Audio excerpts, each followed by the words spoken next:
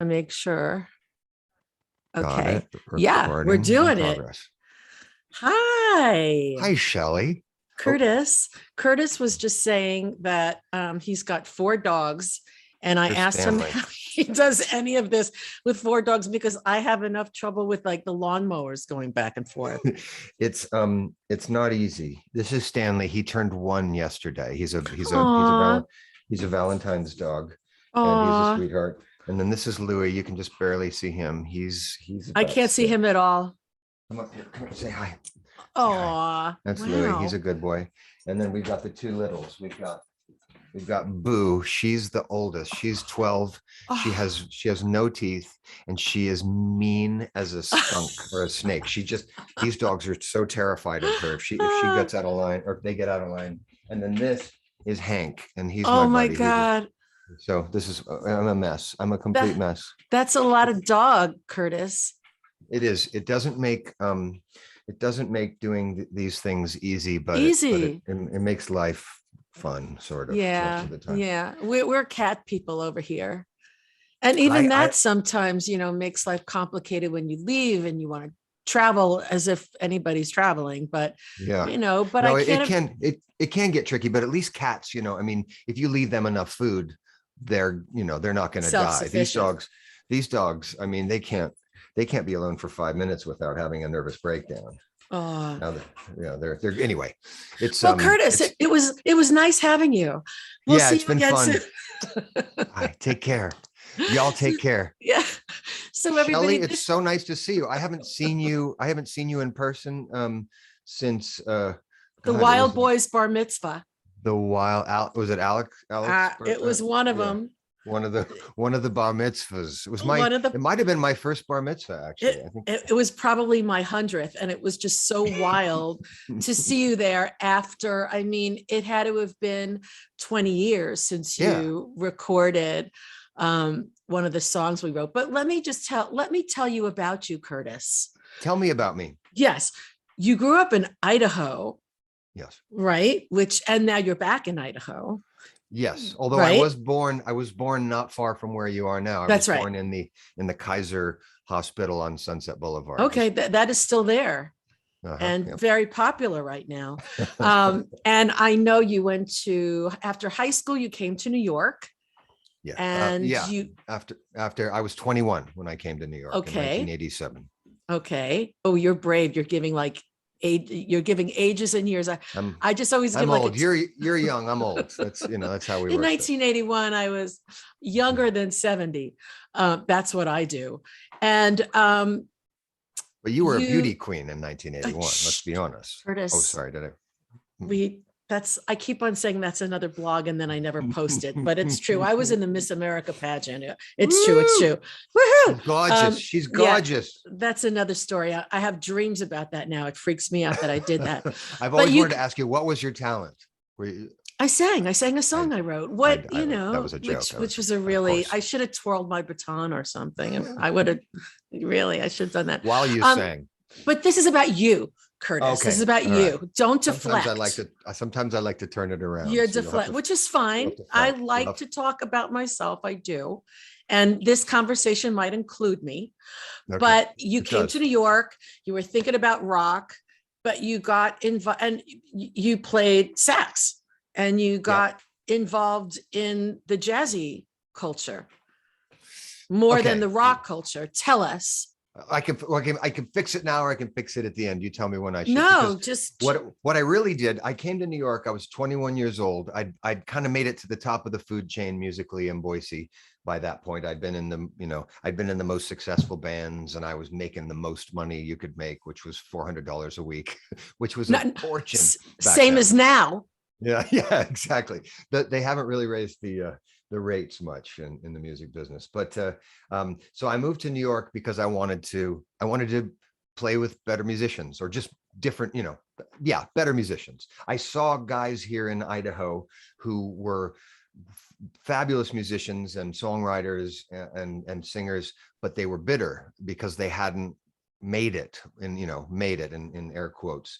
And I didn't want to become that. And I realized, especially back then, now you could probably figure out a way to make it, and again, in air quotes, without leaving Boise because of the internet. But back then you had to go somewhere. And I fell in love with New York. I wanted to go hang out on Bleecker Street and play with all those blues bands. And that's what I did. I actually started going to the blues jam sessions because I've never really been a jazz sax player. I mean, I can fake it, but really, when I was learning to play saxophone, I wanted to sound like Jimmy Page on the saxophone. I wanted to sound like B.B. King. That's what I listened to: rock and roll and blues and Steely Dan and that sort of a thing. So that's what I wanted to sound like. So I went to blues jam sessions, and I was almost always the only horn player there because all the horn players, all the jazz saxophone players went to the jam sessions for the jazz thing. So I really broke in the blues world, which was all down on Bleecker Street and off of Bleecker Street. Same time that I was playing those clubs, young John Popper was playing sort of just as Blues Traveler was getting together, and the Spin Doctors played down around the corner on Bleecker Street at Mondo Perso. I used to play at a club called Mondo Cane. As I did this, I met a lot of great musicians. I would hire people that I'd heard on record. Mark Schulman from Suzanne Vega's band was somebody who really stood out. Amazing guitar player, really good guy. And he said, "So what about your songs? What do you do?" I'm like, "Oh, well, I don't really write songs." You got to write songs. You want a record deal, right? You can't just like play blues clubs. You got to write some songs.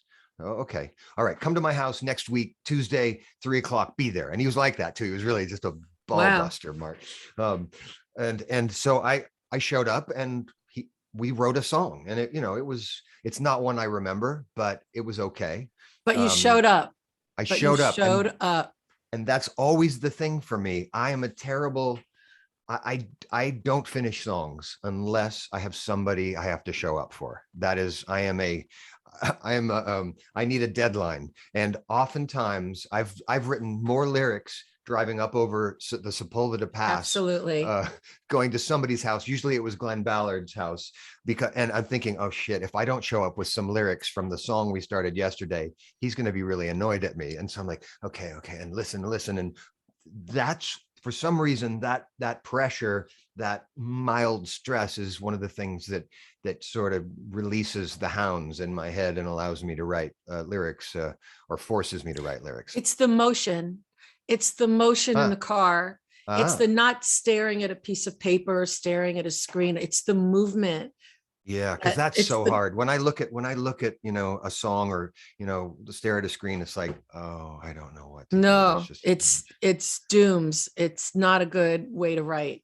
But I'm going to preface this conversation on I'm calling this it's not really a podcast, and it's not really a blog. I'm calling it like a blogcast.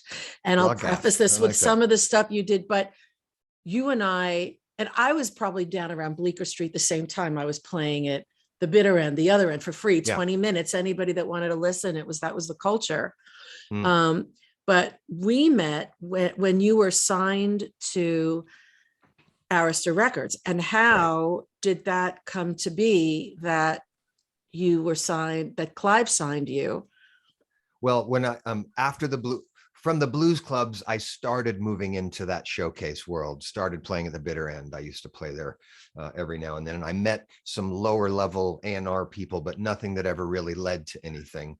But I started to get some attention. I was writing better songs, and playing less blues and more playing more pop soul or rhythm and blues soul music. But I had this gig uptown that had come through my roommate. He knew the owner. He knew Debbie Wilson, and Debbie Wilson. Oh, it was Wilson's on 79th Street.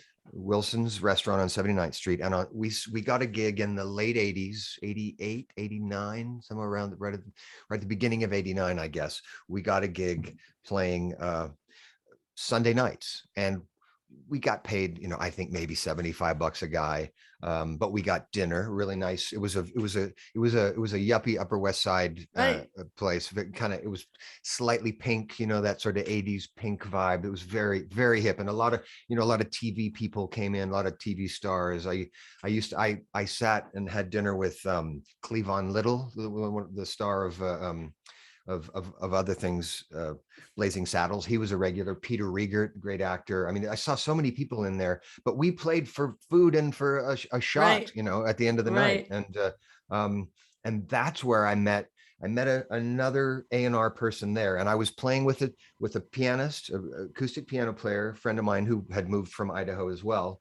And he was a jazz pianist and an upright bass player. And we were a jazz trio, but we were playing everything. We were playing standards and we were playing, some jazz tunes, but we were also playing an Al Green tune and a Tom Waits tune and some of my songs, which is sort of where I've ended back up. That was sort of, I started there, went through this whole pop thing and came back around to where now I make records that are basically that. They're jazz records, but with more modern songwriters that most jazz singers don't really even think about. So I was there, I met an A&R person there. She had me in for a meeting. She wanted to give me a demo deal. She wanted me to record or to write some more songs. A development deal, exactly. Yeah. But in order to do that, I needed a lawyer. And so she introduced me to her attorney because, of course, all those A&R people had big contracts and they had to have a lawyer to do their contracts. So she introduced me to Fred Davis. And Fred Davis, yeah. Son of Clive. Son of Clive. Now, the first thing he came in and saw me, and then I met with him that Monday, the next day. And the first thing he said to me, first thing he said was, the truth is, I don't think you need a demo deal. You don't need a development deal. You need a record deal. You're ready. Wow. You played songs last night that I thought were those could go on a record. What I propose is this. I propose that I create that I start bringing in every week a different A&R person, head of A&R, as opposed to the lower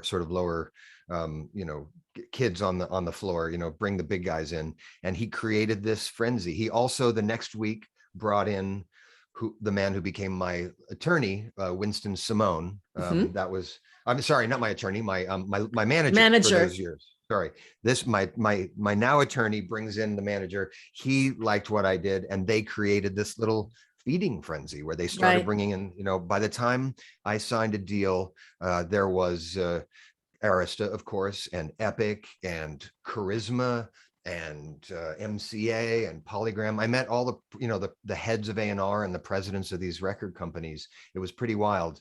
The thing that Fred said to me though was, I'm not taking it to my dad. I'm not going to Arista. I think there's just I don't think it doesn't fit. And I just don't feel good about it. I don't give my dad preferential treatment where, I'm a businessman, I'm in this thing. He was very tough about it. And then he did, in fact, he didn't bring his dad though. He brought Mitchell Cohen, who became my A&R man. Mitchell was wonderful. Mitchell was my across the street neighbor when I lived in New York on 12th Street. Oh, wow. I didn't know a lovely that. dude. I still talk to him. He's a lovely dude. Mm-hmm. I just reconnected with him after years of not having connection with him. Mm-hmm. We reconnected on the great communicator Twitter. And you're very pithy. You're very pithy and sarcastic on Twitter. I'm like, and I swear a lot too. I have to. It's amazing I haven't been kicked off of there actually with some of the things that I say. No, you speak your mind. It's good. I live in I live in Idaho, which is a very conservative state. I live in a liberal city surrounded by just the craziest right-wing people. So I speak out, and I'm around here. It actually does some good to say something. So because it's, big fish, little pond thing. So anyway, so that was the story. Eventually Clive Davis, had me in for a meeting, and I'd met all these other people, but you walk into Clive's office and he's got a picture of him with Springsteen and a picture of him with Whitney, with Paul Simon, with Aretha Franklin, right. and Janis Joplin. Right. And I made, it was insane. It was just like, Right. oh yeah, I guess this is why I came to Right. New York. It's like, and you start shrinking. You're like, oh my God, I'm getting smaller. And it was so cold. Clive kept his office about 40 degrees. I swear to God, it was the coldest place I've ever been, except for a ski hill in my life. It was so cold. And he played music. He played music louder than anyone. I mean, he played music that would like hurt a kid's ears. You know, I mean, it was just so bloody loud. He really had his ways, but he talked about what an expressive singer you are. You know, he has that, Clive has that accent that he tries to be. It's rather New York. English, you know, it's New rather York. that sort of old East Coast, but every now and then the Brooklyn sneaks through and he says, Right. singer, you know, he's Right. like, oh, wait, you're not from that. Aristocratic. Yeah, he's not Right. aristocratic. He's a Brooklyn kid. And he Anyway, got you. he got me. I couldn't say no. And I really liked Mitchell Cohen. I really Mhm. wanted to make a record with him. He talked a good game. You know, he really, I think in the long run, Clive probably influenced the record more than I wanted him to. And that I think he pushed the two producers, Glenn Ballard and Denny Korchmore, more toward slick, because otherwise you couldn't get mixes past him. So they were definitely, they weren't as, I saw myself as, you know, John Hyatt or Bonnie Raitt or Al Green. Those are the people that I was listening to and trying to be like. And I ended up, you know, I mean, I ended up being compared to people I didn't want to be compared to. But I had my first single was a hit single, thanks to Clive and thanks to that machine that he had. Was that I Wonder Why? And that was I Wonder Why. Wonder Why. And then beautiful song. Thank you. Yeah. And then You're All That Matters to Me was the second single. Unfortunately, it was a hit on AC, but it didn't. Let me just tell you, because I wrote that song with you and Greg Sutton. It went all the way to 98 on the Hot 100. But it went to number 6 in the UK. It went to number 6 in the UK. It's still so huge in the UK. That song, people play that song at weddings. Curtis, young kids. That matters to me. It does matter to me as well. I love it. The fact that people love that song makes me so happy. It's our baby, you know. I mean, I keep, you know, now that I've made this new album, where I've re-recorded You're All That Matters to Me. And let's talk about that. I Wonder Why. But people are now asking, you know, do you get tired of singing those songs? I'm like, well, God, no, they're mine. I mean, I suppose if someone else had written them and they'd been forced to, but no, I mean, I wrote those songs and they created my career. I love singing them. I just don't sing them the same way I used to. Now I do them as, you know, with a jazz quintet. And can I just say, how did I find, maybe it was on Twitter, that you were doing this re-record of a lot of the songs from your first album. And there was a video that you did of You're All That Matters to Me. And I thought, wow, you know, how different, who did he have, what kind of multimedia is going on, what kind of circus is going to be in this video. And I played it and it was just so beautiful. It took its time. You just sang it. You sound unbelievable. It's all I could think of was vintage. It's such a beautiful rendition or cover of your own song that I'll post in this broadcast as well, so everybody could see it. I'm really proud of it. I think we shot 3 videos and still photos for publicity in one day. I was in Berlin in it was the second day of November. I was over there doing some orchestral shows, and I got together with this great photographer, and he had set up 3 different tableaus for these different songs, and he shot some gorgeous footage. And they're just, I don't, you know, sometimes videos are cool, but for the most part, I just wanted to have the song represented so somebody could see me singing it or pretending to sing it, as the case. No, it was really beautiful. And I'm curious. So you recorded in between that first album and then the second one, which had Every Time You Cry. And I want to get back to your that little song, yeah. fiasco, a Oh great God. fiasco. But you did 2 albums of some covers and standards. And what made you at this point want to go back and revisit those songs in particular? Well, they sound different now. I mean, I wonder why. You're All That Matters to Me. They're entirely different songs, and it's 30 years. It's the 30-year anniversary of my first record. I actually started thinking about this right before the 25th anniversary, but I was busy. You know, I had other things going on. I just was like, I'm not ready to look back. I'm not. You know, I'm still a kid. I'm barely 50. That's a title. I'm not ready to look back. All right, write it down. I don't know what the approach is, but it just, my little songwriter antennae are up. My problem is I always forget to write it down. I'm not ready. Oh, you got to write it down, Curtis. Haven't you Write it learned that by down. now? My God. You would think. I mean, I've only been in the record business for 30 It just years. we all got a phone. You know. Oh, and you know what else I wanted to do? I had this. This is what you use. I actually have a CD. Look, it's the same very guy. nice. It's just less hair. He's really orange. How did he get so orange? Do you think he was jaundiced or something? I'm sure Clive approved of it. You know what? I have to tell you, I don't even know if you know the story, but after your first album, then you went on to your second album, and Clive was in love with a song that I wrote with Greg Sutton called Every Time You Cry. Every time you cry, save up all your tears. I will be. So he had Glenn Ballard produce it, and he's a renowned producer, one of my favorites. And for some reason, it's all Clive wrong. Didn't like the vocal. This is all wrong. And I don't know if I'm doing it in this order. He then got Danny Korchmar to do a version. Yep.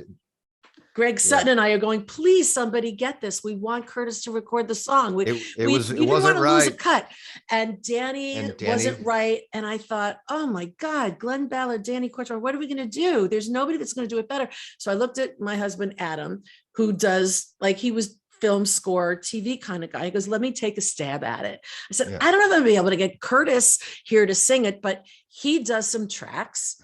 Yeah. And I get in touch with you. I'm like, Curtis, you're going to be in LA. Come to, what was it? Westlake? I don't remember where it was. It was Westlake. You're right. You're right. Can you come sing it?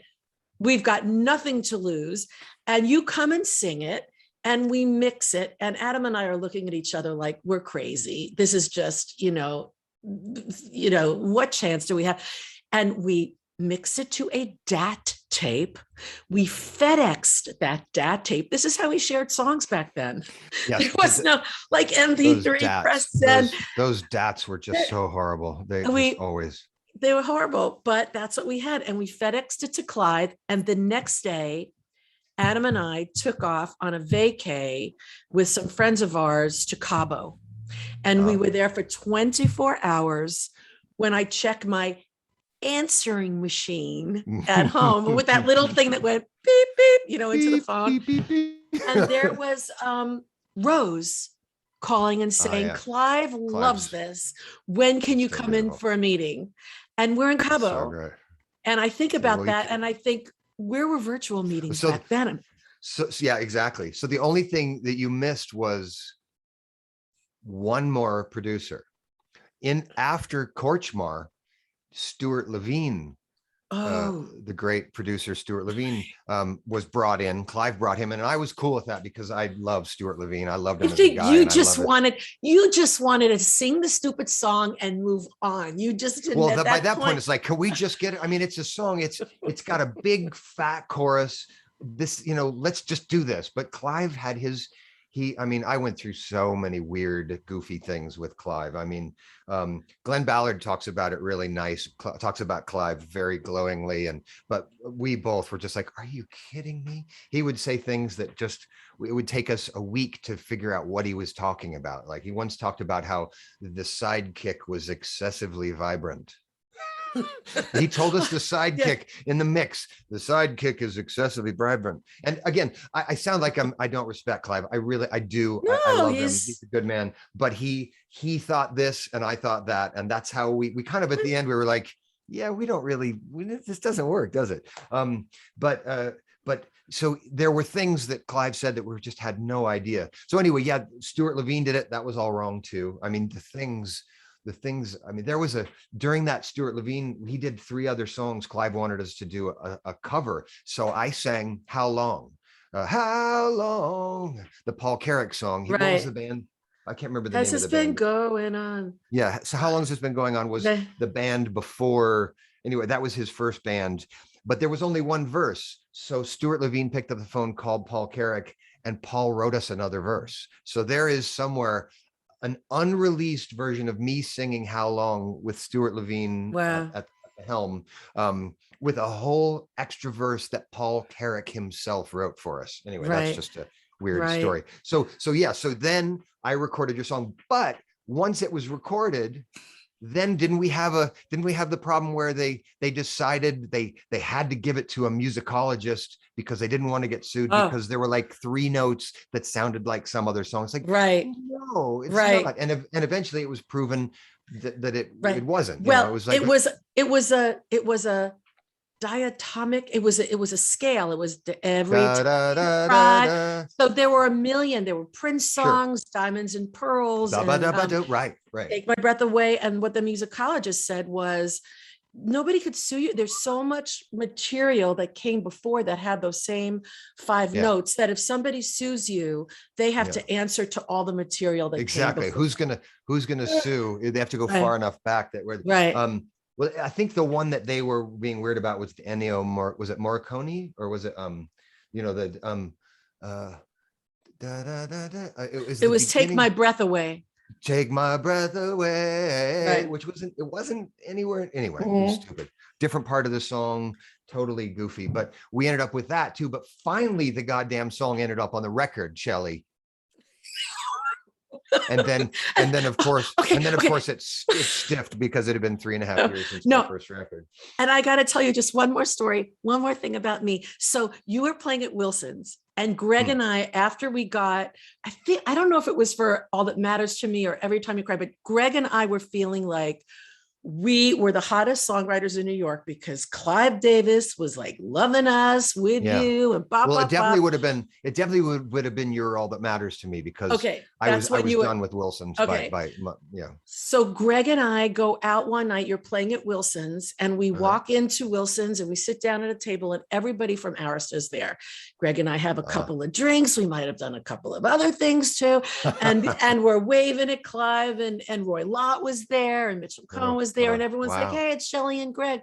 We felt like royalty to the extent that we figured they were going to pick up the check on this extravagant dinner we had. And I'm sure that assumption had to do with the wine and the whatever else it was. And we left Wilson's, and 30 seconds after we left Wilson's, we heard somebody running down the street going, excuse me, wait a second, it was the waiter with the check. We were You tennis shoot a mortified. check at my gig. I love that. I We wish were you'd have gotten away. mortified. That would have been, We're like, oh or my God, maybe if you were really cool songwriters, you would have run. You would have, no. no. Greg Sutton is like the eternal child, and we were just looking at each other going, oh my God, can you Oh. believe it?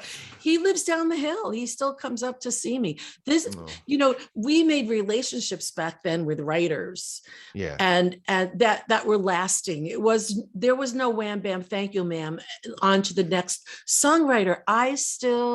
We Yeah. might not write all the time, but I care about him. We Your pal. formed Well, you and Greg were a relationships. team. I thought of you as a songwriting team, in the old sense. I mean, I know He you wrote with other people. He wrote with other he did, people. but he But raised my bar. uh, I wanted to write with people who raised my bar. So you've been touring all these years. I mean, yes, you're touring a lot in Germany, right? And is that your all over Northern Europe. Yeah, and right? that's how I make a living. At a certain point, I realized that trying to chase the pop hit just, it wasn't fun for me anymore. I No, also yeah. I didn't see a percentage in it anymore. I made my third record in 99, another 4 years. So it was like 91, 95, 99. I got out of my deal at Arista when it came time to make the third record after having struggled for so long with Clive and having that. I mean, that album costs over $1 million. So most of the money that I would have made from the Bodyguard soundtrack, because I recorded What's So That's Funny About right. Peace, Love, and Understanding, Right. the Bodyguard, Nick, yeah, yeah. Nick Lowe's song. He made a fortune off of that. That all that money for that I was supposed to get went to making that second record, you know, because Clive just kept making me re-record it, and he wasn't paying for it. I was. So Mhm. so when I got off the road, I well, this is inside baseball, but I went to Roy Lott and I said, how am I can't make a record with Clive. We don't agree on anything. How do I do this? He said, well, make a record that's not a pop record and he'll leave you alone. I said, oh, okay. Well, I grew up studying jazz. I assumed that I'd be able to make jazz records in between my pop records. So I went into the studio with some amazing young jazz musicians, and also Randy Brecker on trumpet, and Al Schmidt, the late great Al Schmidt was the Right. producer. And I made a jazz record, and I Mhm.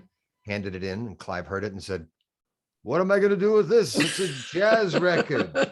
And I said, Let me let me go. go. I said, let me go for the 50th time. Let me out of this deal. And he said, all right. And he did. He let me out, and I, Columbia picked up, they basically bought the jazz record, and they picked up my deal. I think they paid to Clive a little bit, and I signed with Columbia Records. Donnie Ienner had been Clive's, second in command, or he'd come up through Clive's Right. machine. And I think he wanted to kind of, those guys, they want to shove it to the other guy. It's like he wanted to show Clive he could get Curtis Stigers a hit. So I had a meeting with Donnie, and Donnie said, I want you to make the pop record that Clive wouldn't let you make. I want you to just make the record that you want to make. And then after that, I'll put out this jazz record that we bought, Oh. it was great. It was like everything was Oh. lovely. It was perfect. And then some stuff happened. I made the record. I was really proud of it. Ed Cherney, the late great Ed Cherney, my sweet dear friend, co-produced it with Bob Thiel Jr., great songwriter, pal of Love mine. him. That Neighbor. Mm-hmm. Yeah, yep. And I made the record I wanted to. Jackson Browne sang on it. Jim Keltner played on it. Davey Farragher from Elvis Costello and the Imposters. I mean, so many cool people were on this record. I wrote a song with Carole King that I still play. It had some nice stuff on it. And the week before the album came out, the guy who was going to be the head of the promotion radio wise, who had been at Arista, and we waited 6 months for him to get out of his contract to come to Columbia to promote this record, he walked out of the building. He hated working at Columbia. He left. And so the record died. I mean, it didn't even come out internationally. I ended up, well, then they gave it back to me. That was the only good thing. I got a call from one of the VPs, and he said, we're going to give you the record. You can have the masters, and also we'll give you the jazz record. So Columbia Records did an amazing thing, something you never hear record companies doing. They gave me the masters to 2 albums. So That's amazing, because that's where the value is in Yeah. digital royalties now. I mean, like digital payment. I do a lot of work for SONA, Songwriters of North America, where we're just like fighting to get the rates redistributed. Yeah. But owning the master laws is need to change. Yeah. But yeah, owning it. That's what I keep hearing from Jason Isbell is one of my favorite right. singer-songwriters. Very outspoken. Mm-hmm. And he's always, since he's been a solo artist, he's owned his music. And because I start bitching about Spotify and this and that, and how they're stealing our money, and they are. I mean, they really are. But having a record company in between you and Spotify is so much worse, right? Because they're going to take all their big chunk, and then they're going to basically give us our penny. But they are the machine, and they can get you distribution all over. Yes. So there's that. I mean, yeah, the old boss, you know, I mean, what is it? Here, meet the new boss, same as the old boss. I mean, at least the old boss, you knew, you could see exactly how they were fucking us. You know, excuse, I hope I can say that on TV. Yeah, you know, it's my private blog. You could say anything you want. The thing is that songwriters were always getting screwed, but there was enough money. Brian McNellis put it this way to me, at the top of the waterfall falling on us, that we just never really got into it. You know, I used to have album cuts. I was in this business for 10 years before I ever had a hit song on the radio, just writing album cuts on most of the records you see behind me. But for every album cut was worth 9 cents for every copy that was sold. So I had an apartment in New York City. I had a little car. I went out for sushi every week. I could go to Jamaica twice a year. It's like those days. I teach kids now, and it's, you know, those days are gone. Everybody has a second job. They're driving an Uber, they're tending bar. But, you know, looking back, Curtis, you're a happy guy. Yeah. We've all had wins and losses. I really feel that it builds character to lose some stuff, or to feel like absolutely missed opportunity. My grateful level is so much higher now than it was when I was a kid. And I made so much. Did I lose you? No. Uh-oh. Are you there? Yes. Oh boy. No, I'm here. Oh, there you are. I'm here. Sorry. Yeah. Sorry. You stopped for a second. Okay. So I'm so grateful for what I have. And I don't have that possibility of making the big killing anymore. I'm not going to have a hit single. I'm not going to make zillions of dollars, but I make a living singing for people. I'm so lucky, and singing my own songs, and you know, I've got my own record label now. I mean, it's really cool. This new album, it's being released on Universal around the world, except for North America, because they did such a bad job with it last record that I decided I want it back for North America. So my album in North America is on Pandemic Poodle Records, which is named after Hank. Gee, I wonder how that came to be. Well, I can't believe how fast 40 minutes goes. Yeah, I have yet to upgrade on my Zoom. So they're going to be like cutting us off soon, but that's good. I think, you know, we got a lot in, and it's very concise. The album comes out February 25th. Okay. And I will post all the links to that in this this blogcast. All right. If you need any of that, let me know. Let me know. I can send you over what you need. Yes. And there are three videos. So if you want to send me all of them, I will. I'll send you links for those. Yeah. I think, you know, you're a very inspiring musician, and I congratulate you. Thank you on your body of work. I am grateful. I'm lucky to have met you when I did. You know, I got to work with some amazing people, amazing songwriters when I was just a punk kid learning it. You know, so I'm lucky to have met you and Greg. And gratitude. And this. I'm grateful. We're all full of gratitude. The world is you know, it's a crazy place. So you can say that on Twitter. Thank you, Shelly. Curtis. Love you. Well, go walk the dogs. Yeah, they gotta do something. Bye. See ya.